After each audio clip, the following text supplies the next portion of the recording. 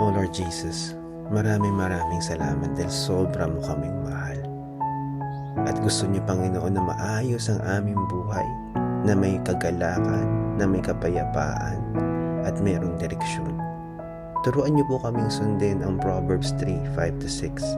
Trust in the Lord with all your heart. Do not depend on your own understanding. Seek His will in all you do, and He will show you which path to take. Nalilito kami, Panginoon, dahil kadalasan kami yung nagdidesisyon sa mga bagay-bagay sa aming buhay, lalo na yung direksyon na gusto namin takin.